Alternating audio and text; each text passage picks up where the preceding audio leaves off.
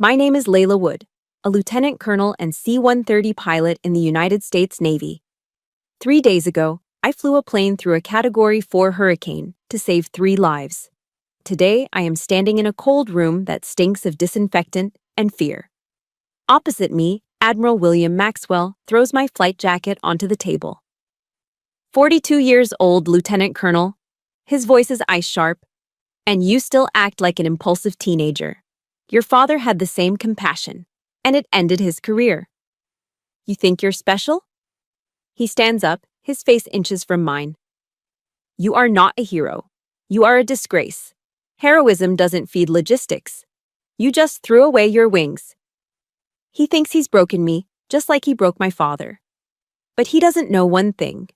The man I saved that night is about to become his worst nightmare. Let me know where you're watching from. Hit that like and subscribe button if you've ever been crushed by someone in power just for doing the right thing. The cockpit of a C-130 isn't built for comfort. It's built for work. And in a Category 4 hurricane, that work is hell. We were operating out of Naval Air Station Pensacola, Florida. The base was on high alert, the wind already screaming over the massive hangars like a living thing. My aircraft, call sign, The Rock, was rattling so hard I could feel the vibrations in my teeth. The air was thick with the smell of damp metal and ozone. This wasn't a normal storm. This was a monster trying to swallow us whole. The yoke bucked in my hands, slick with sweat. Every rivet in the fuselage was groaning, a high-pitched metal shriek that sounded terrifyingly close to tearing. Altitude holding, barely, my co-pilot muttered, his knuckles white on his own controls. Through my headset, I could hear my crew chief, Anderson, muttering a prayer in the cargo bay. Anderson was old school. He'd been working on these birds since before I'd pinned on my ensign bars. If he was praying, we were in trouble. We were on a routine transport run, or what passed for routine when you were flying the edge of a hurricane. The mission was simple: get from point A to point B without getting ripped out of the sky. Then, the voice of Admiral William Maxwell cut through the static. His voice was the opposite of the storm. It was cold, absolute, and had all the humanity of a block of steel. All squadrons maintain heading. This is a hard deck mission.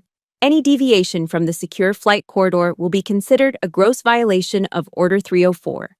Is that clear? It was clear. Order 304 was written in stone. In a declared emergency, Navy assets are to be preserved above all else. No exceptions. No compassion. Maxwell was a man who believed rules were the only thing separating civilization from chaos. He didn't just enforce the rules, he was the rules. And right as his voice faded, something impossible popped up on my secondary screen. A faint, civilian SOS signal. A single blinking red dot far below us, way outside the approved corridor, in the worst of the storm's eye wall. A civilian frequency, pleading. My blood went cold. I stared at the dot.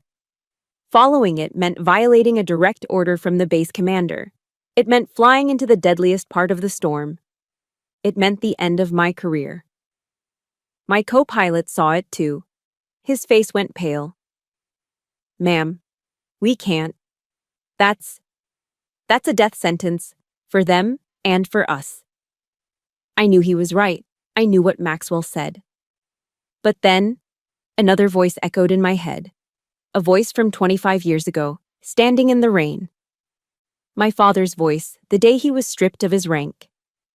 There are moments when you follow orders, Layla, he'd told me, his eyes steady even as his life was falling apart. And there are moments when you follow what's right. Don't ever let them take your compass. I hit the switch for the squadron command channel. Command, this is Rock 39er. I am picking up a civilian SOS. I am considering a diversion to render aid. The response was immediate, but it wasn't from command. It was from my rival, Lieutenant Colonel Reaper Jensen, flying somewhere else in the blackness. His voice was slick with contempt. Command, be advised, Wood's getting emotional again. I could hear the smirk in his voice. Be careful she doesn't wash out like her dad did. That was it, the reference to my father. The casual, cruel betrayal from a man I considered a brother in arms. Rage, cold and clear, cut through my fear. I ground my teeth and hit the switch, cutting the main channel. The cockpit went silent, save for the screaming wind. "Anderson," I said, my voice dangerously calm. "Prep the cargo bay for an emergency landing. We're going fishing. Kill the comms." "Ma'am," my co-pilot whispered, his eyes wide. "You heard me," I snapped. "This is my command. I am diverting." I turned the plane, fighting the monster. I was betting my entire 20-year career on that single, blinking red dot. Landing a C-130 on a flooded 2-lane access road in 140 mph winds is not something they teach you in flight school. It's a controlled crash. Our landing lights cut through the solid curtain of rain, illuminating a scene from a nightmare. An overturned SUV, half submerged in the churning brown floodwater. A woman, the mother, was clinging to the roof, screaming. "The old man's still inside," she shrieked, pointing at the vehicle. I vaulted out of the crew hatch, Anderson right behind me. The wind and rain hit me like a physical blow. The 3-degree cold, that biting, wet Florida cold, slapped my face and soaked my flight suit instantly. I waded through the waist-deep, debris-filled water. The SUV was pinned against a downed oak tree. "Ma'am, he's not moving!" Anderson yelled, prying the door open. The old man on the back seat was blue. His eyes were open, vacant. I grabbed his wrist. No pulse. He was coding. "Get him out, now!" We dragged him from the car, his body limp. We got him onto a small patch of grass, which was really just a sea of mud. The mother was hysterical. "He's dead, isn't he? Oh God, he's dead!" "Not yet," I roared over the wind. I ripped open the man's shirt. My flight suit was covered in mud and God knows what else from the floodwater. I didn't care. I placed my hands on his sternum and started compressions.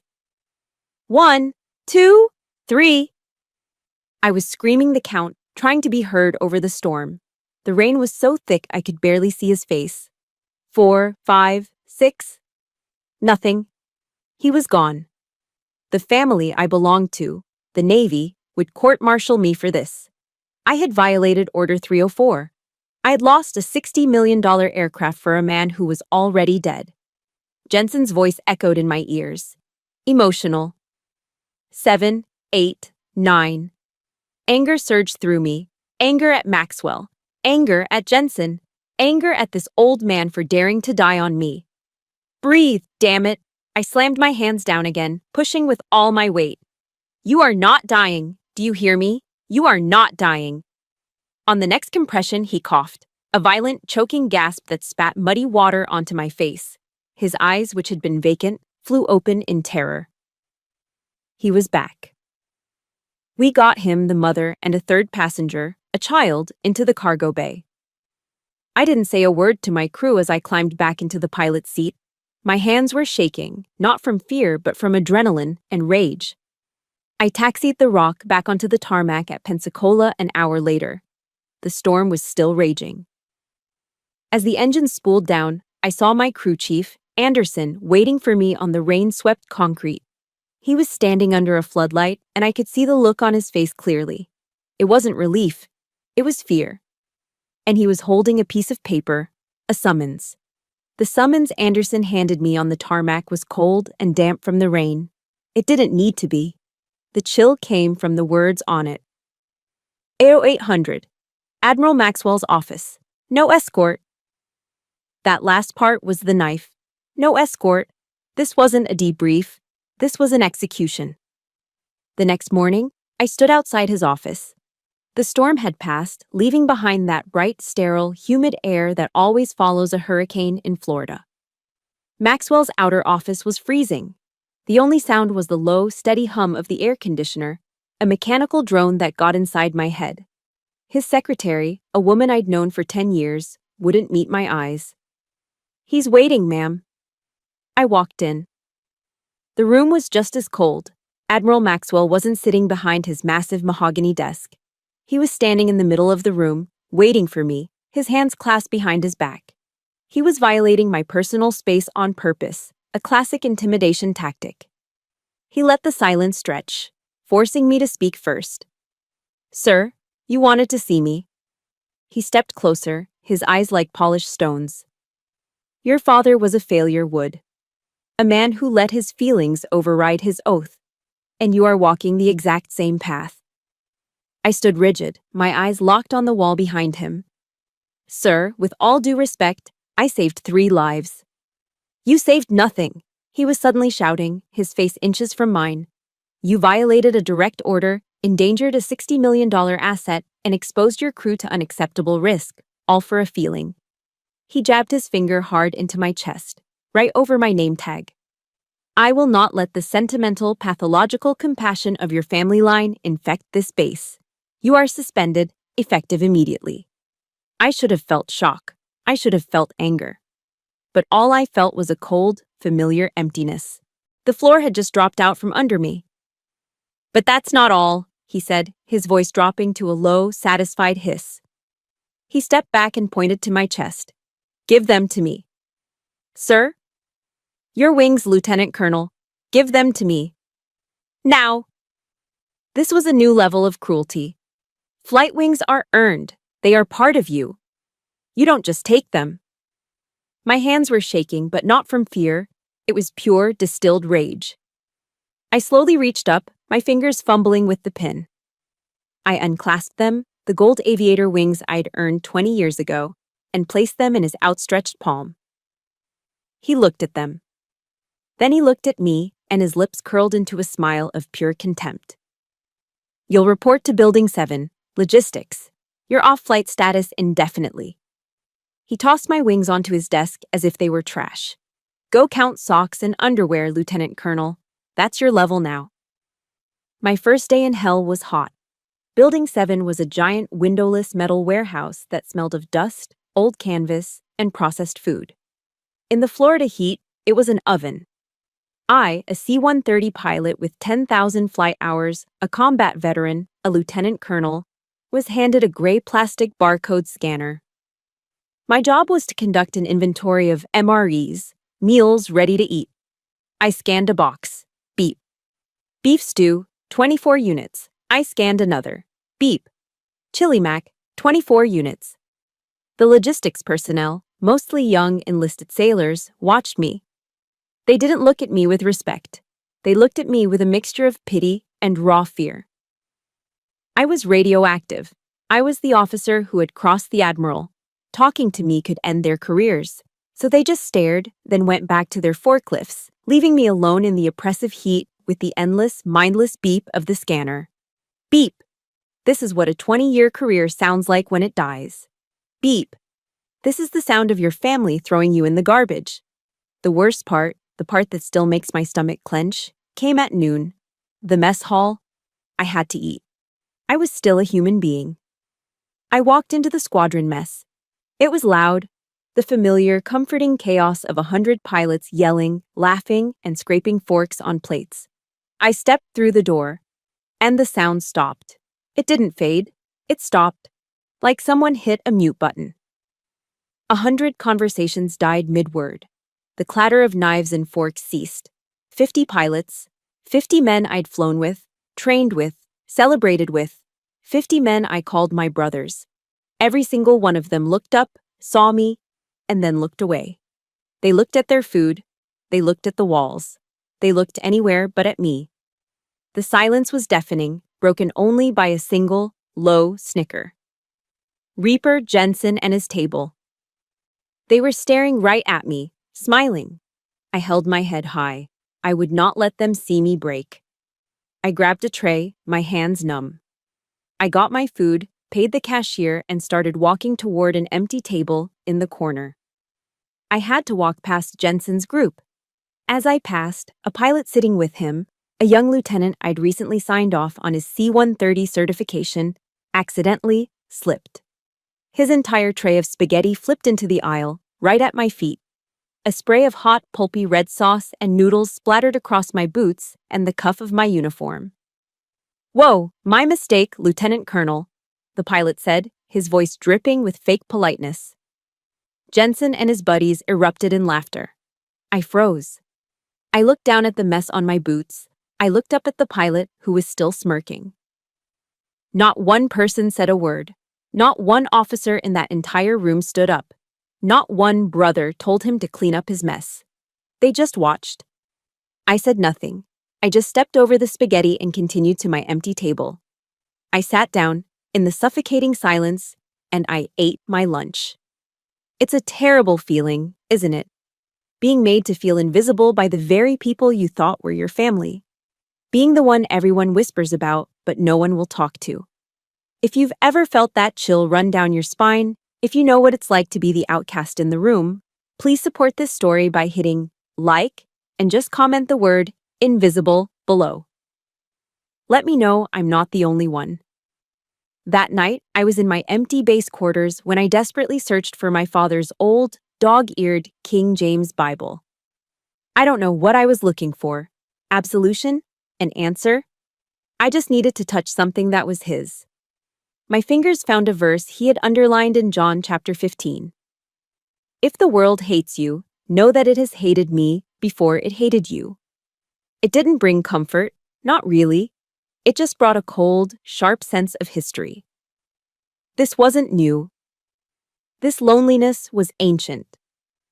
A knock at my door startled me. It was late, after 2200. It was Anderson, my crew chief. He looked terrified, his eyes darting around the empty parking lot as if Maxwell himself might be hiding in the shadows. "Ma'am," he whispered, not even stepping inside. "You need to be careful. They're trying to bury you." "What do you mean, Anderson? He's already grounded me." "It's worse than that," he said, his voice low. "I heard from a friend in admin. Maxwell has formally requested your medical file. He's going after your psych evals. He's trying to build a case that you're unstable." My blood ran cold. That was the final nail. If he got me on a medical discharge, nothing I said would ever matter. I'd be officially labeled crazy. "Thank you, Anderson. You're risking a lot by being here." "Your father was a good man, ma'am. He didn't deserve what they did to him." He pressed a small dark wooden box into my hand. It was old, with brass-reinforced corners. This was his. I've been holding on to it for him. For you. Maybe there's something in here you need to see. He was gone before I could even say thank you. I closed the door, the small wooden box heavy in my hand. I looked from the box to the wall, where an old framed photo hung. It was my father, 25 years younger, smiling, in his own flight suit. I touched the cold glass. "Dad," I whispered, and my voice finally broke. "I'm making the exact same mistake you did." I sat on the edge of my simple bed in my base housing quarters, the small wooden box from Anderson heavy on my lap. The room was sterile, impersonal. White walls, government-issue furniture. The only thing that was mine was the framed photo of my father on the nightstand. My fingers traced the brass clasps on the box. They were stiff, clicking open with a sound that seemed too loud in the silence. I lifted the lid. The smell hit me first. A powerful, familiar scent of mothballs, old leather, and cedar. The smell of a life packed away. Inside, resting on dark velvet, were 3 items. First, my father's own aviator wings. They were tarnished, the gold finish worn down to the metal in spots. They looked nothing like the shiny, perfect ones Maxwell had tossed on his desk. These looked used, worn, respected. Second, a photograph. It wasn't the formal portrait I had. This was a candid shot from the 1970s. My father, young, leaning against the nose of an F-4 Phantom, that iconic, shark-toothed grin on his face. He looked invincible. He looked happy. And third, beneath the photo, was a thick, cream-colored envelope. It was sealed with a wax stamp of the Navy Eagle, now cracked with age. The paper was yellowed, brittle at the edges. My blood turned to ice as I read the addressee, written in my father's precise, angular handwriting. Rear Admiral William Maxwell, personal and urgent. My breath caught. Anderson hadn't just given me a box of memories, he had given me a weapon. The name Maxwell was a key. Unlocking a door in my mind I kept bolted shut. The sterile quiet of my room faded, replaced by the sound of a cold, driving rain. A rain from 25 years ago. I was 17. I was standing across the street from the court-martial building, my cheap umbrella threatening to turn inside out. My mother stood beside me, perfectly still, her face pale. The doors opened and my father, Colonel Robert Wood, walked out. He wasn't in his dress whites. He was in his simple khaki service uniform, carrying his cover in his hand. He hadn't been crying. He wasn't angry. He just looked tired. His crime was an act of humanity. During a patrol in the South China Sea, long after the war, he had broken formation. He had defied a direct, do not engage order to rescue a sinking, overloaded boat of Vietnamese refugees. He saved 82 people the rest of the fleet had been ordered to pretend they didn't see. And for that, the Navy took everything. He walked toward us, his steps heavy in the rain. I watched as the other Navy wives, women who had been at our house for barbecues, women my mother had served coffee with for a decade, hurried out of the building. They saw my mother. They saw us. And I watched them grab their children's hands, pulling them to the other side of the street to avoid us. It was the same chill. The same sudden invisibility. The exact same suffocating silence I had just felt in the mess hall. I realized, standing there in my room, I wasn't just making my father's mistake. I was reliving his punishment. He reached us. He didn't say anything to my mother. He just looked at me, his 17-year-old daughter who had told him just a week before that she was applying to the Naval Academy. He slowly reached up to his collar. He unpinned his full-bird colonel's eagles. Then, he unclipped the heavy star-adorned shoulder boards from his uniform. He pressed them into my hand. They were still warm. "Don't ever let them take your compass, Layla," he said, his voice quiet but rough. "What?" I whispered, confused. He tapped his finger against my chest, right over my heart. "The compass. It's in here. It's the only thing that guides you when all the maps are wrong. Don't you ever let them take it." He was court-martialed for compassion. And now, 25 years later, Maxwell was trying to bury me for the exact same thing. My hands were shaking as I broke the wax seal on the envelope. The paper was thick, expensive. It was my father's personal stationery. It wasn't a confession. It wasn't an apology. It was a warning. I read the first line. "Will." My heart stopped. Not Admiral, not Sir. "Will." "Will, you and I both know the rules are written in blood. We flew together in the Gulf of Tonkin. I've seen you be a good man, a man who knows the difference between protocol and morality. But the system is changing us. We are creating a generation of officers who are more afraid of doing the right thing than they are of doing the wrong thing. The men I answered to, they wanted a perfect record. Those refugees were an imperfection. They didn't fit the narrative. You are presiding over my trial, and I know you will do what the system demands. You will break me. But I'm telling you, as a man I once respected, a Navy that punishes compassion will one day lose its soul. Don't let them turn you into a brass monster. Robert." I read the letter again, and again. I went numb. Maxwell didn't just know my father. They weren't just colleagues, they were friends. Will. They had flown combat together. I felt a cold, sick realization creep up my spine. I remembered the promotion announcements from years ago. Maxwell's career had taken off, a rocket-like trajectory, right after my father's court-martial. The scandal had been contained. The man who contained it, the man who did what the system demanded and broke his friend, had been rewarded for it. He didn't just enforce the rules. He benefited from my father's destruction. The deep, heavy sadness I had felt for my father, the profound sense of loss, began to curdle. It turned into something else. It sharpened. It became a cold, hard, precise anger. This wasn't a coincidence. This wasn't history repeating itself by accident. This was a pattern. Maxwell hadn't just slandered me in that office. He was finishing the job he started 25 years ago, erasing the legacy of compassion that Robert Wood represented. I looked down at the letter. My father's dive at his ghost. This wasn't just a memory. This was evidence. I folded the letter, my hands perfectly steady now. The sadness was gone, replaced by a clarity I hadn't felt in days. I knew exactly what I had to do. My father's letter wasn't a memory. It was a map. And it pointed directly to the one person in Pensacola who might hate William Maxwell more than I did. His daughter. A quick search on my phone confirmed it. Dr. Evelyn Maxwell, an emergency room physician at Sacred Heart Hospital. The articles noted she was estranged from her father. I've spent my entire adult life in a uniform. My flight suit, my dress whites, even my khakis. They are my armor. They tell people who I am. But to walk into a civilian hospital, to approach the Admiral's daughter, I couldn't be Lieutenant Colonel Wood. The uniform would be a wall. So I changed into a pair of worn blue jeans and a plain gray t-shirt. I felt naked.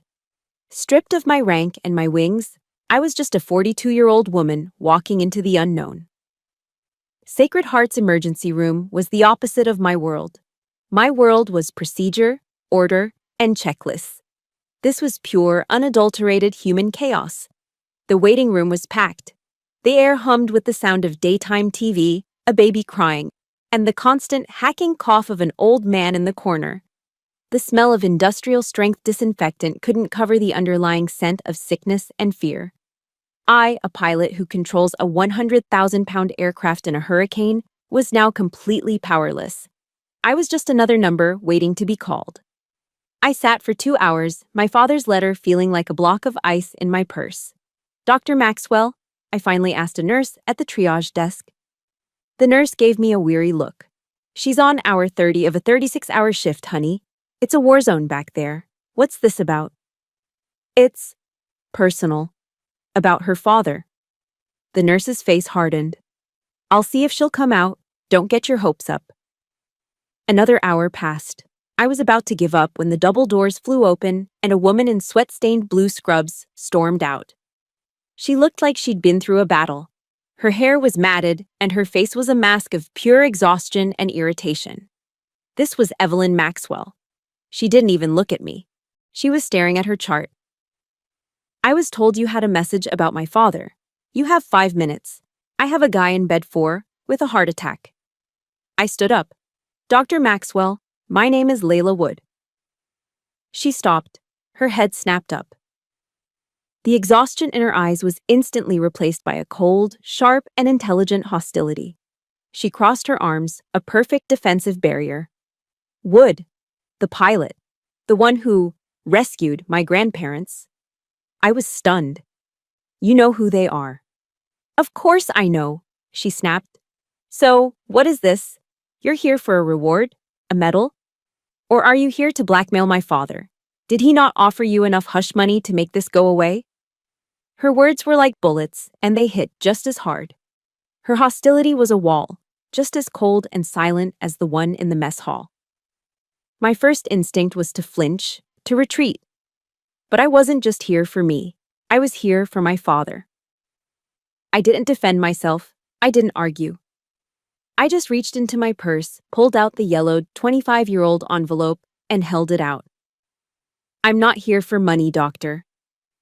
Her eyes flickered down to the envelope, to the official Navy seal, to my father's handwriting. She didn't take it. "My father," I said, my voice quiet but steady, "wrote this letter to your father 25 years ago. He never sent it. My father tried to save your father's soul. Now I'm just trying to save myself." Evelyn stared at the letter. She saw the addressee, Rear Admiral William Maxwell. Her hand, which had been clenched at her side, began to tremble. Just a little. She snatched the letter from my grasp. She broke the seal. It was already broken, but she tore it open. Her eyes flew across the page, scanning the words my father had written a quarter-century ago. I watched her face. It was like watching a dam crack. The hard, angry, exhausted mask of the ER doctor began to crumble. She read it a second time, slower. She got to the part about the brass monster. Her hand flew to her mouth. She looked up at me, and her eyes, which had been so cold, were now wide and swimming in tears. "Oh my God," she whispered. It was a choked, broken sound. He knew. All those years ago. He knew what he was. She grabbed my arm, her grip surprisingly strong. "Come with me, not here." She pulled me through the double doors, past the trauma bays, and into a tiny windowless office that smelled of stale coffee and bleach. She slumped into her desk chair and stared at the letter. "The brass monster," she said, her voice shaking. That's what my mother used to call him. After he made her cry, she said the Navy had turned him into a brass monster. She looked up at me, and all the hostility was gone, replaced by a shared, bitter understanding. "The people you saved, Layla," she said. "The old man whose life you saved. That's my grandfather. My mother's father."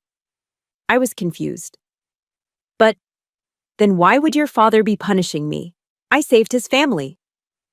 Evelyn let out a short, harsh laugh that sounded more like a sob. "You don't get it. He's punishing you because you saved them.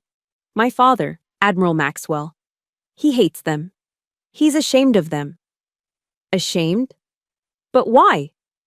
"Because they're civilians." She spat the word like it was poison. "My mother married down. My grandfather wasn't an officer. He was a shrimp boat captain from Biloxi. My grandmother was a waitress. They're just normal working-class people. And my father is a pathological snob who cannot stand that he is related by marriage to people he thinks are common." It all clicked into place. The rage, the personal nature of the attack. "He hasn't spoken a civil word to them in 5 years," Evelyn continued, the words pouring out of her.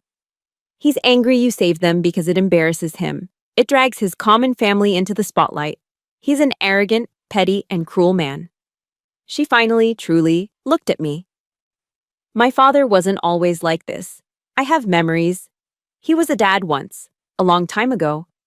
And then he became an admiral, and he chose the uniform over his family again and again until he had no family left."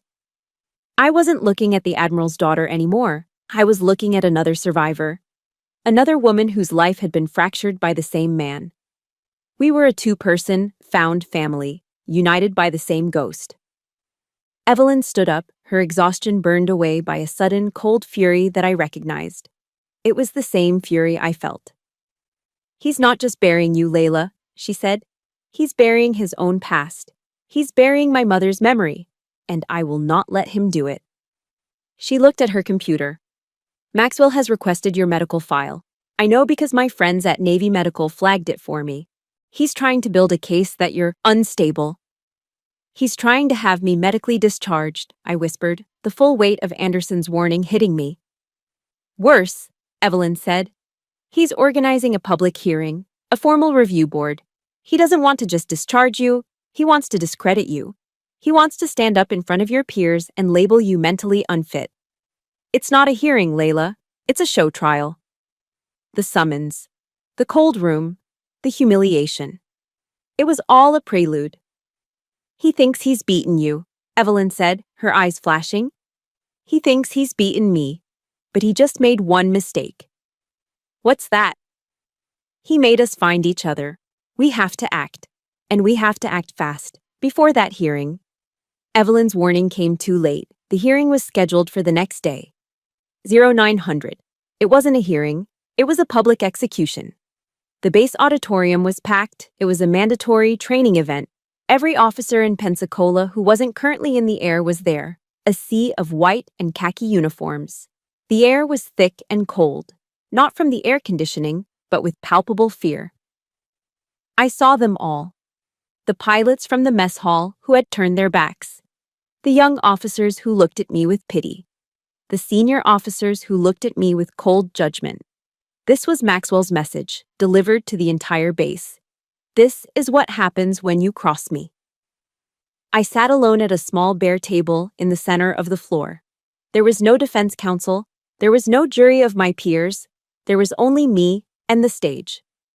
Admiral William Maxwell sat on a high dais, elevated above everyone like a king on a throne. A single gavel rested on the podium in front of him. He looked out at the silent crowd, his face a mask of stern, righteous authority. We are gathered, his voice boomed over the speakers, to review a serious breach of conduct, a failure of discipline that not only endangered a $60 million asset, but threatened the very integrity of our command structure. He looked down at me, his eyes devoid of any emotion. This is not a trial. The facts are not in dispute. This is a formal review of the actions of Lieutenant Colonel Layla Wood. He began by reading the official report, his voice cold and monotone. He referred to the people I saved as 3 unidentified civilians. He knew exactly who they were. He knew I had saved his own family. He was lying by omission, erasing his personal shame from the official record. I could feel Evelyn, somewhere in the back rows, seething. To understand the full scope of this failure, Maxwell continued, I call Lieutenant Colonel Reaper Jensen to the stand. My stomach tightened. Jensen strode onto the stage, immaculate in his dress-white uniform, looking like the Navy's recruiting poster. He stood at the podium, radiating a smooth, smug confidence. Lieutenant Colonel Jensen, Maxwell said, you were in the air during the event. Can you describe Lieutenant Colonel Wood's demeanor? Jensen nodded, his face a perfect picture of reluctant concern. With all due respect, Admiral, she was erratic. A murmur went through the crowd. She was shouting over the comms, Jensen said, his voice smooth as oil. She seemed highly emotional. When command denied her request to divert, she simply stopped responding. It was my assessment that she panicked. Liar. My hands, resting on the table, clenched into white-knuckled fists. I stared at the wood grain, digging my nails into my palms. She was feeling something, Jensen continued, putting a slight, derogatory emphasis on the word. It was unpredictable. In my opinion, sir, her emotional state compromised the entire crew. He was using the oldest attacks in the book. He was painting me as a hysterical woman, incapable of handling pressure. He was telling a room full of male pilots that I was exactly what they feared. Emotional. I felt hundreds of eyes on me, judging me, believing him. I had flown 10,000 hours. I had landed a C-130 with 2 engines out in a sandstorm. And this man, this weasel, was dismissing me as emotional in front of my entire world. Thank you, Lieutenant Colonel, Maxwell said, dismissing him. Jensen walked off the stage, shooting me a tiny, triumphant smirk as he passed. Maxwell picked up a sheet of paper. The charges are as follows. Willful disregard for a direct order, Article 92. Gross negligence and endangerment of a $60 million naval asset. Dereliction of duty. He put the paper down and leaned into the microphone. You did all of this, he said, his voice dropping, for a feeling. A feeling that you, a lieutenant colonel, decided was more important than the discipline of the United States Navy. He paused, letting the silence hang. Then, he delivered the killing blow. I have reviewed your record, Lieutenant Colonel. It is adequate. But it shows a disturbing pattern, a tendency to question, a tendency to prioritize emotion over order. He looked directly at me, his voice carrying to every corner of the packed hall. Your discipline is lax, Lieutenant Colonel, just like your father's. There it was, the public shaming, the connection. He wasn't just firing me, he was branding me as the failed daughter of a failed officer. He was executing my career and my father's legacy at the same time. The humiliation was a physical thing. It was hot and it rose up my neck, burning my face. I could feel the stares. I could feel the whispers. I refused to look down. I refused to cry. I would not give him the satisfaction. I remembered my father's words, standing in the rain, 25 years ago. Don't ever let them take your compass, Layla. It's in here. It's the only thing that guides you when all the maps are wrong. They could take my wings. They could take my career. They could humiliate me, but they could not touch that. My compass was my own. My spine straightened. The heat in my face cooled. My hands unclenched. I was no longer angry. I was just clear. The calm I felt in the storm, it was back. Maxwell seemed to sense the shift. He was expecting tears. He was expecting me to break. My silence, my stillness. It angered him. Lieutenant Colonel Wood, do you have anything to say in defense of this disgraceful behavior? He was challenging me. He wanted me to argue, to yell, to be emotional, just as Jensen had claimed. I stood up slowly, my chair scraping loudly in the silent hall. I picked up my copy of the flight report and the SOS log. Admiral, I said, my voice perfectly level. I have the flight recorder data that contradicts Lieutenant Colonel Jensen's testimony, and I have the identities of the civilians who… Bang! The sound of his gavel was like a gunshot. Sit down! He roared. The entire room jumped. You are here to answer, Lieutenant Colonel, not to ask questions.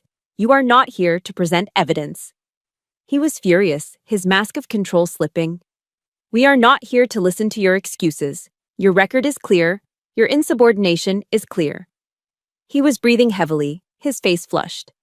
You are a liability, Lieutenant Colonel Wood, a burden on this organization. He leaned back, visibly composing himself. He straightened his uniform. This review is concluded, he said, his voice returning to its cold steel tone. He looked down at me, one last time, with utter disdain. Do you have anything else to say, Lieutenant Colonel? I met his gaze. I looked at this man who had destroyed my father and was now destroying me. I looked at the brass monster my father had warned me about. I wanted to scream. I wanted to throw my father's letter in his face, but I didn't. I held his gaze. No, Admiral. He nodded, satisfied. He had won. He had silenced me. He turned to address the crowd, to deliver his closing remarks.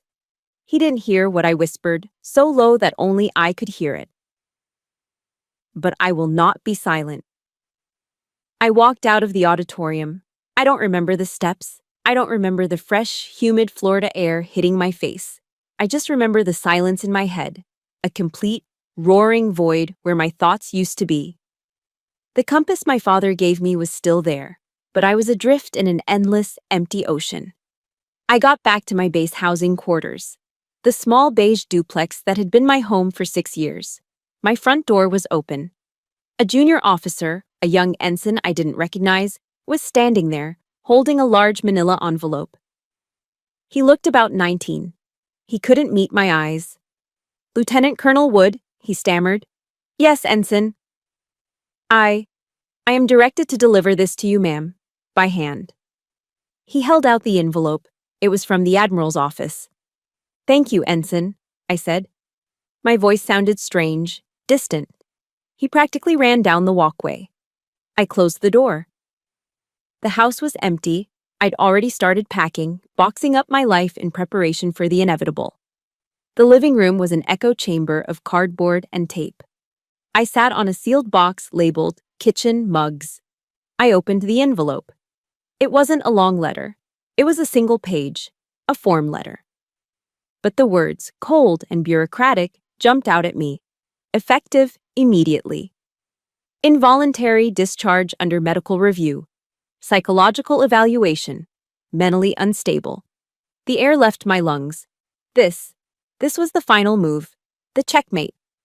He hadn't just humiliated me. He hadn't just fired me. He was having me discharged for being crazy. The word unstable danced in front of my eyes. It was the medical review Anderson had warned me about. It was the panic Jensen had testified to. They had built their case. This was the final, vicious, calculated blow. It was designed to permanently silence me. Because now, anything I said, any accusation, any letter from my father, any proof I had, would be dismissed. It would be the ramblings of a mentally unstable officer who couldn't handle the pressure. He wasn't just killing my career. He was erasing my credibility. He was erasing me. That was the last straw. That was the one blow I couldn't parry. The envelope slipped from my fingers. I slid off the box and onto the floor, my back against the wall. The silence in the empty house was terrifying. 20 years I had given the Navy. It was my church. It was my family. It was the only thing I knew. I had missed weddings, funerals, birthdays, all in service of the uniform. And they were throwing me away. Not just throwing me away, but labeling me as damaged goods. as trash. I reached into the small box of personal items I hadn't packed and pulled out my father's tarnished aviator wings. I clutched them in my hand, the metal digging into my palm. And for the first time since this whole nightmare began, I cried. I didn't just weep, I sobbed. It wasn't the hot, sharp cry of anger I'd felt in the hearing. It was the deep, gut-wrenching, ugly cry of complete and total exhaustion. The system had won. It had beaten my father, and now, 25 years later, it had finally, truly, beaten me. I had fought, I had held my head high, I had clutched my compass, and it didn't matter. They had taken everything anyway. I cried for my father. I cried for the 17-year-old girl standing in the rain, believing she could make a difference. I cried for the 42-year-old woman sitting on the floor, holding the remnants of a life that was now over. I cried for the rot, for the corruption, for the fact that men like Jensen and Maxwell win. I don't know how long I sat there, just empty. Drained. Finished. In the corner, the old television I'd moved into the living room was still on, the volume low. I'd had it on for background noise to make the empty house feel less dead. It was playing a local news segment, a look-back piece. I wasn't really watching until I heard a name that cut through the fog. Captain Chesley Sullenberger, the news anchor said. I looked up. My eyes were swollen. On the screen was footage from years ago, the miracle on the Hudson. The U.S. Airways plane, floating in the icy water. Sully saved all 155 souls on board, the anchor said. But what many don't remember is the intense investigation that followed. They showed a graphic. They were talking about the NTSB, the National Transportation Safety Board. Sully faced, the anchor continued, an aggressive inquiry that suggested he could have made it back to the airport. They grilled him. They ran simulations trying to prove he was wrong. My tears stopped. I stared at the screen. They grilled him. They tried to prove him wrong. A man who pulled off a one-in-a-million miracle. A hero. The bureaucracy, the men at the desks, their first instinct was to second-guess him, to find a flaw, to blame the pilot. They did it to him, too. I slowly got to my feet. The despair, the exhaustion. It was still there. But something new was mixing with it. It was a spark, a tiny hot ember of pure, unadulterated rage. They did it to Sully. They did it to my father. And now they were doing it to me. This is what they do. The system doesn't protect heroes. It protects itself. My father's mistake wasn't compassion. His mistake was losing. My mistake wasn't breaking the rules. My mistake was thinking I could fight them alone. My entire focus shifted. This was no longer about saving my career. My career was dead. That single sheet of paper had killed it. This was now about one thing: burning the whole rotten system down. This was about the truth. This was about my father. It was about Evelyn's family. It was about the anonymous fisherman Maxwell had let die 2 years ago. This was about justice, whatever the cost. Have you ever been pushed so far that you had to stop crying and start fighting? Let me know in the comments if you know that feeling, and hit that like button if you're ready for me to fight back. The anger brought clarity. I walked into the kitchen, my steps steady. I'd been so focused on defending myself inside the Navy, I'd forgotten about the world outside it. On my counter, under a stack of mail, was a small pile of business cards. One was from a reporter at the Pensacola News-Journal. He had tried to contact me after the rescue. At the time, I'd ignored him, as per regulations. I picked up the card. Mark Stevens, investigative reporter. I looked at the clock. It was 11:30 p.m. I didn't care. I pulled out my cell phone and dialed the number. It rang 3 times, and a sleepy, gravelly voice answered. Stevens. Mr. Stevens, my name is Lieutenant Colonel Layla Wood. There was a pause. I heard him sit up in bed. Colonel, I've been trying to reach you. I have a story for you, Mark, I said, my voice cold and clear. And I have proof. I have proof that Admiral William Maxwell is covering up the truth about the rescue. I have proof that he is lying to destroy my career, just like he did to my father 25 years ago. The phone call with Mark Stevens was short and direct. I was no longer a victim asking for help. I was a source, offering a kill shot. A Waffle House, he'd said, his voice gravelly. The one on I-10. 1 hour, come alone. I drove my beat-up civilian truck, not my government-issued car. The Waffle House was an island of fluorescent light in the pre-dawn darkness, a classic 24/7 Southern landmark. I walked in, the smell of burnt coffee and sizzling bacon hitting me. It was a world away from the sterile, cold precision of the Navy. Mark was in a back booth, exactly like you'd picture an old-school local reporter. He was in his late 50s, with a crumpled shirt, tired eyes, and a notepad that looked like it had been through a war. I slid into the booth. A waitress came over. "Coffee," I said. "Black." "Same," Mark grunted. He looked at me, his eyes skeptical. "So, you're the pilot.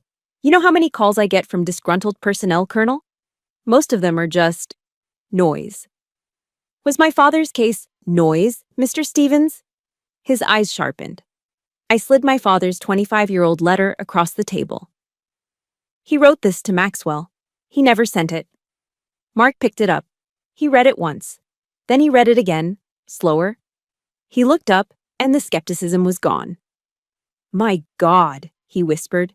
"I covered your father's court-martial. I was just a cub reporter. They buried him, Colonel. They fed us a line about insubordination, but it always smelled wrong. He's doing it again, Mark, to me. He held a public hearing and branded me unstable. I have the discharge papers to prove it. He's trying to silence me." "Why?" Mark asked. "Why you? Why this rescue?" "That's where it gets personal," I said. "I need you to meet someone." I called Evelyn. We met an hour later, the three of us in the most secure place I could think of. My parked truck in the empty lot of a closed-down strip mall. The only light came from a single, buzzing overhead lamp. "This is Dr. Evelyn Maxwell," I said, "the Admiral's daughter." Mark's eyes went wide. "And," I continued, "the granddaughter of the people I rescued." Mark just stared. "So, Maxwell is punishing you for saving his own family." "He's ashamed of them," Evelyn said, her voice tight with a lifetime of anger. "He sees them as common, as a slum family. He's punishing Layla because she exposed his secret." "That's a motive," Mark said. "But it's not enough. It's his word against yours. A she said between an admiral and his estranged daughter. We need something more." Evelyn's hands were trembling. "I have it," she said. She reached into her bag and pulled out a small leather-bound book. It was old, the corners worn soft. "This was my mother's journal," she said. She opened it, her hands gentle. We read it together, using the light from my phone. It was heartbreaking. It wasn't a diary of events, but of emotions.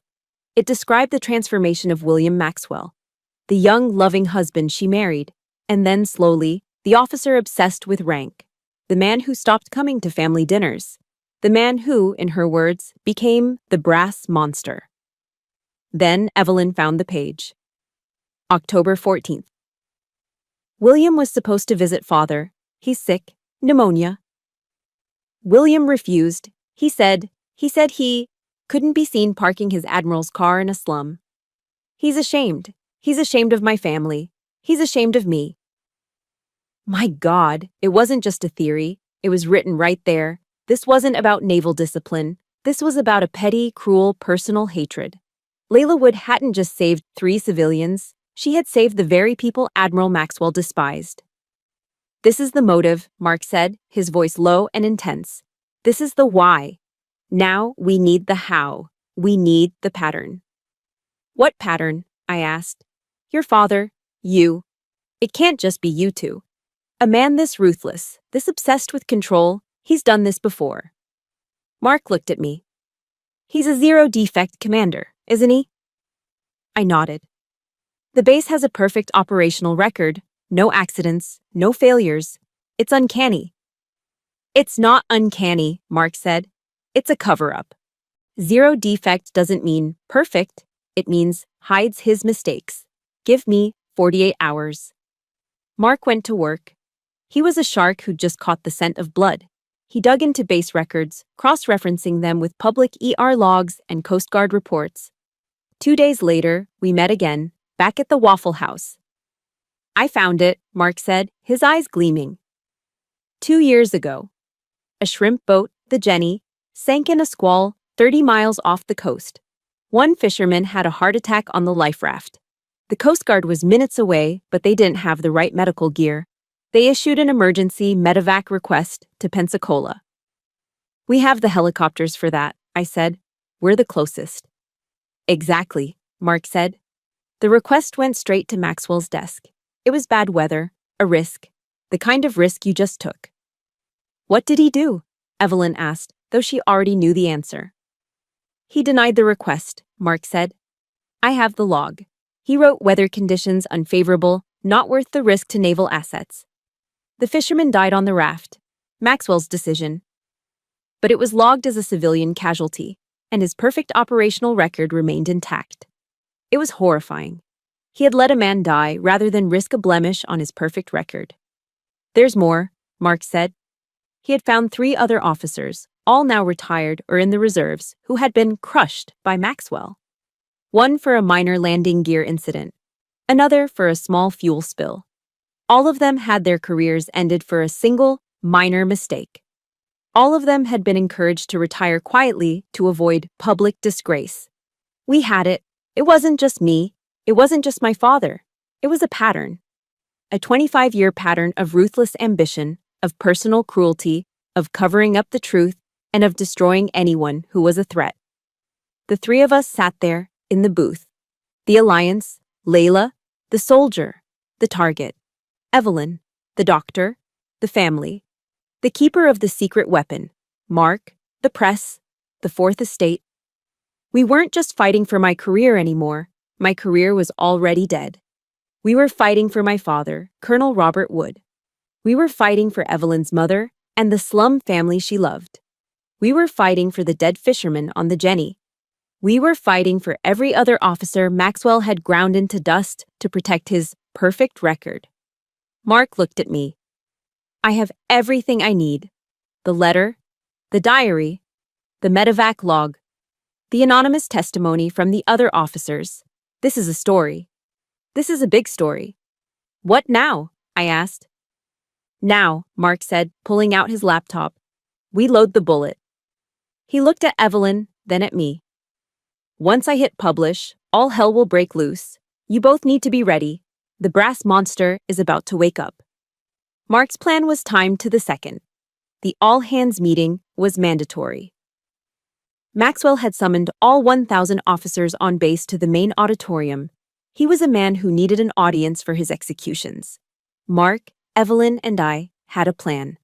I wasn't going to hide. I wasn't going to be packed and gone by the time he announced my discharge. I was going to be there. I stood in the back, in uniform, my hands clasped behind my back. Maxwell took the stage. He stood at the high podium, basking in the sea of uniforms, the picture of absolute power. Good morning, his voice boomed, sharp and cold. We are here today to address a critical matter of discipline. This base, my base, operates on a zero-defect policy. There is no room for error. There is no room for weakness. He let the words hang. I could feel the fear in the room. This was his church, and he was the high priest. We demand perfection, he continued. And when an element proves to be unreliable, unstable, it must be purged. He held up a single piece of paper, my medical discharge. Today, we take that step. We purify our ranks. Effective immediately, Lieutenant Colonel Layla Wood. He never got to finish the sentence. It started with a single buzz, a phone in the front row vibrating on the table. Maxwell paused, glaring at the officer who quickly silenced it. Then another buzz, and another, and then 10. And then, like a swarm of angry hornets, the entire room, 1,000 phones in 1,000 pockets, began to vibrate. Beep, beep, beep. A ripple of confusion swept the auditorium. Officers looked down at their phones, their eyes widening. A whisper started, then grew. I saw a young lieutenant near me pull out his phone. His jaw dropped. He showed it to the man next to him. I could read the headline of the Pensacola News Journal, pushed to every phone in the zip code. Admiral Maxwell lied. Hero pilot discharged to hide family scandal. Silence! Maxwell roared into the microphone. Attention on deck. But no one was listening. They were reading. They were reading about my father. They were reading about the Jenny. They were reading excerpts from a private journal. Maxwell's face, which had been a mask of stone, began to crack. The color drained from it. He went from tan to gray in a heartbeat. I said, attention, he stammered. And that's when the main doors of the auditorium burst open. Bang! The heavy wooden doors slammed against the walls. Every head in the room turned. It was Evelyn. She wasn't in scrubs. She was in a simple black dress, her face pale but resolute. She strode down the center aisle, her heels clicking loudly in the stunned silence. Father, she shouted. Her voice, unamplified, was raw and powerful. Maxwell looked as if he'd been struck. Evelyn, what is the meaning of this? Remove this civilian. You lied, she yelled, pointing at him. The entire room turned back to Maxwell, then back to her. You stood on that stage and you lied. Security, Maxwell bellowed, his voice cracking. You lied about me, Evelyn cried. You lied about my mother. You lied about my grandparents, the people she saved. This is nonsense, Maxwell stammered, gripping the podium. This is the rambling of an unstable. The truth, Father. The truth you've been hiding for 25 years. The room was in chaos. Officers were on their feet, looking at the stage, at their phones, at Evelyn. And then they saw she wasn't alone. Evelyn had been pushing a wheelchair. In it sat a frail old man, bundled in a blanket, an oxygen tube clipped to his nose. It was her grandfather. The man I had pulled from the mud. The unidentified civilian. Maxwell's father-in-law. Evelyn pushed the wheelchair right to the foot of the stage. Tell them, Grandpa, she whispered. The old man looked at Maxwell. He was weak, but his eyes were clear. With a tremendous effort, he gripped the armrest of the wheelchair. He began to stand. He was shaking, wobbling, but he got his feet under him. He stood, frail and small, staring up at the Admiral. Maxwell was frozen. He looked like he had seen a ghost. Will, the old man said. His voice was a thin, reedy rasp, but in the dead silence, it carried like a cannon shot. Maxwell flinched. Will, the old man said again, his voice gaining a fraction of strength. I read the paper. I read what my daughter wrote about her mother. Sir, this is not the, Maxwell began. You let your pride, your damned black pride, you let it almost kill me, the old man rasped. You were ashamed of us, ashamed of your own family.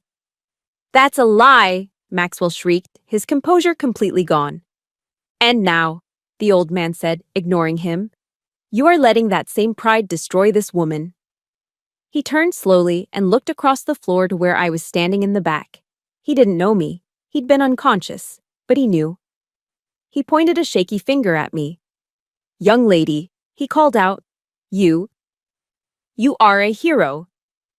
I felt the tears finally come, hot and fast. Then the old man turned back to the stage. He looked at the towering, decorated, powerful man on the dais, his son-in-law. He raised his finger one last time. And you, he said, his voice full of a lifetime of quiet disappointment. You are a coward. It was done.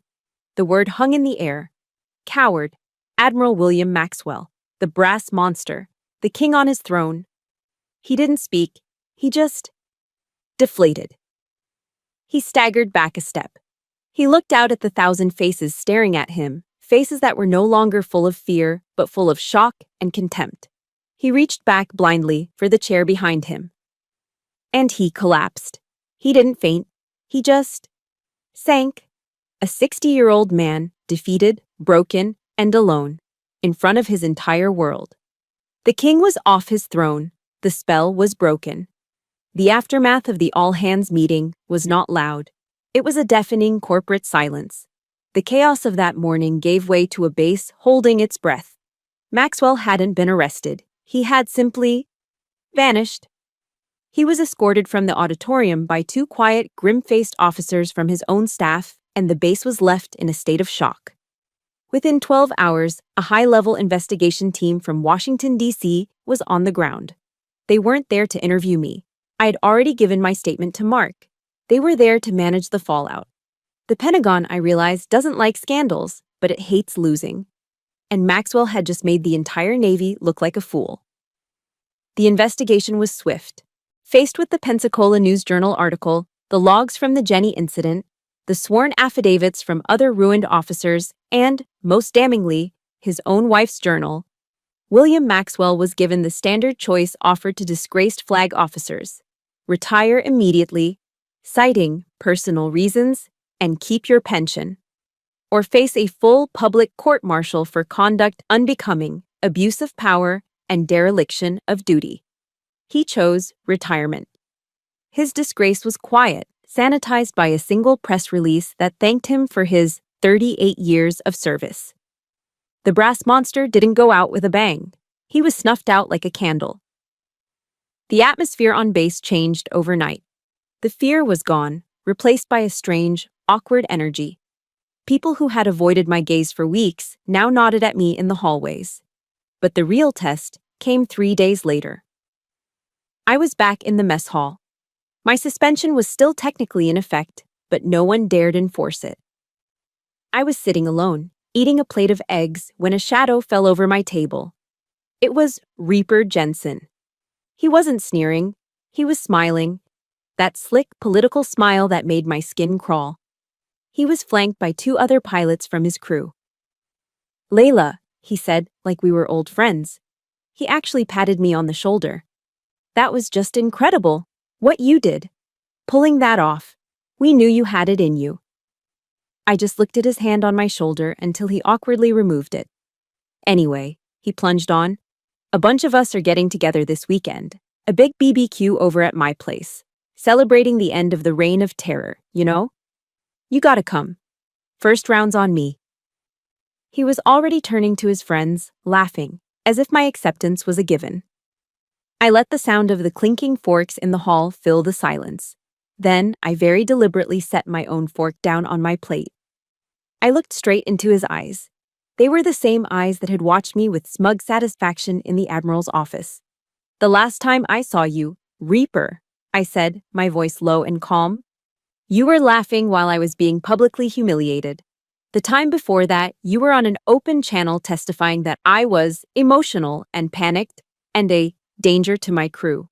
The same crew I saved." His plastic smile froze. The pilots next to him stopped shuffling. "My career could have ended," I continued. "My life could have been ruined. And you were laughing." "Hey now, Layla, I was just..." He stammered. "I was just playing the game. You know how it is. You gotta..."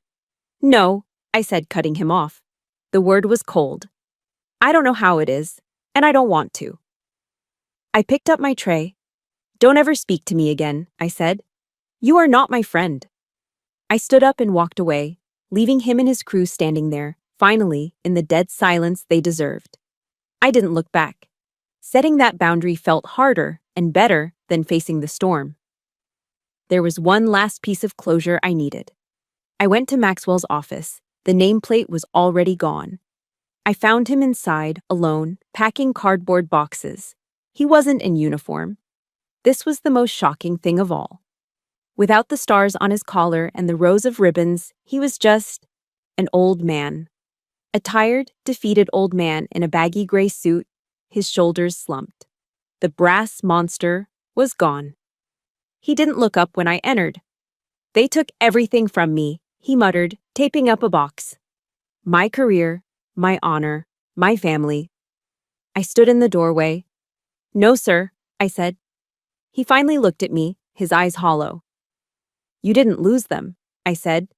"You threw them away." He stared at me, and for the first time, I didn't see hatred or contempt or arrogance. I saw regret. A deep, bottomless well of it. He didn't say, "I'm sorry." I knew he wouldn't. He was too broken for that. Instead, he walked over to his desk, opened a drawer, and pulled out a single, yellowed envelope. The original. My father's letter. He held it out to me. "He was right," Maxwell whispered, his voice hoarse. I kept it. I read it, over and over. He looked at the letter, not at me. "Your father, Robert, he was a better officer than I am. A better man." He dropped the letter into my hand. "Don't let this system turn you into me, Wood," he said. And then he turned back to his boxes. I took the letter. I finally had it. The validation. The truth. It was a bittersweet victory. I had won, but the family I'd fought for was still broken. My restoration was quiet. The new Admiral, a stern-looking woman named Hayes, called me to her office a week later. There was no crowd, no reporters, just her, me, and Anderson, who had insisted on being there. "Lieutenant Colonel Wood," she said, her voice firm but fair. "On behalf of the United States Navy, I want to formally apologize. What was done to you and to your father was a failure of leadership." She didn't make excuses. She didn't hide behind regulations. She picked up a small velvet box from her desk, opened it, and pulled out a new, shining pair of gold flight wings. "The sky is waiting for you," she said as she pinned them firmly onto my chest, right where they belonged. I saluted. "Thank you, Admiral." She saluted back. "Welcome back, Lieutenant Colonel." She paused, then gave me a small, rare smile. "And one more thing," she said. "We need your compass. Admiral Hayes's last words to me. We need your compass. We're not just symbolic." 2 weeks later, I wasn't summoned to an admiral's office. I was invited to Washington, D.C. I flew to the Pentagon, not as a defendant, but as a consultant. I sat at a long, polished table with a panel of admirals and aviation policy writers. They were grim-faced, facing a PR nightmare, but they were also, for the first time, listening. Lieutenant Colonel Wood, the panel chair, a 4-star admiral, began. "We have read your report. We have read your father's letter, and we have read Admiral Maxwell's record. It's clear the system failed you. It failed your father. Our question is simple. How do we fix it?" I took a breath. This was it. This was the moment that mattered more than the storm, more than the hearing. "Admirals," I said, "the system didn't just fail us. We, the pilots, are failing the system. For 25 years, we've been operating under a doctrine of fear. We've created a generation of officers, as my father wrote, who are more afraid of doing the wrong thing than they are of doing the right thing." I pushed my father's letter across the table. My father was punished for compassion. I was nearly destroyed for it. Maxwell's zero-defect policy. That wasn't leadership, it was tyranny. It left no room for the human element. "What are you proposing, Colonel?" the chair asked. "I'm proposing a new doctrine," I said, my voice steady. "I'm proposing the Samaritan Flight Directive. A set of rules that protects officers who make good faith decisions to save human life, even if it means bending a procedural rule. A doctrine that prioritizes people over hardware. A doctrine that understands that a $60 million aircraft is worthless if it can't save a single life." I laid out my case. I talked about the storm. I talked about the gray areas. I argued that the true compass of the Navy shouldn't be a rule book, but the moral center of its officers. There was a long silence. Finally, the Admiral nodded. "You are asking us to codify compassion." "Yes, sir," I said. "I am." The debate in Washington took months. It was argued, dissected, and rewritten. But the tide had turned. The story of Maxwell, a man who would let his own family die to protect his record, was a stain they couldn't ignore. 6 months later, the Samaritan Flight Directive was officially adopted as United States Navy doctrine. Throughout the fleet, it became known by its unofficial name, Wood's Law. The sin that had destroyed my father's career, his compassion, was now a mandatory part of the curriculum. His de-ice grace, had become his legacy. I returned to Pensacola. I returned to my C-130. I returned to the sky. But everything was different. 1 year after that disastrous all-hands meeting, I stood in one of the main hangars at NAS Pensacola. The air was different. The fear was gone, replaced by noise. Young pilots, male and female, were gathered around a briefing table, not whispering, but openly arguing about ethics. They were dissecting a flight scenario, and I heard a young ensign challenge a senior officer. "But sir," she said, "would that be a Woods Law situation?" The culture of fear had been broken. He would be so proud, you know. I turned. Standing behind me was Anderson, my old crew chief. He was in civilian clothes, a loud Hawaiian-style shirt that was pure Florida retiree. "Chief," I smiled, giving him a hug. "I thought you were off fishing." "I was," he grunted. "Fish weren't biting. Came to see if you'd broken any more admirals." We stood there for a moment, watching the young pilots. "You did it, Lieutenant Colonel," he said, his voice thick. "You changed the whole damn thing." "No, Chief," I said, looking at the hangar. "My father did. It just took us 25 years to listen." He clapped me on the shoulder. "He'd be so proud of you, Layla." My healing didn't happen in a committee room in Washington. It happened in the air. My final checkout flight for my new role, commanding officer of the new Samaritan training program, was a routine hop. With me in the co-pilot's seat was the young ensign I'd seen in the hangar, a sharp pilot named Maria Sanchez. "Nervous, Colonel?" she asked. "Always a little," I smiled. She plotted our course. We took off, climbing into the clear afternoon light.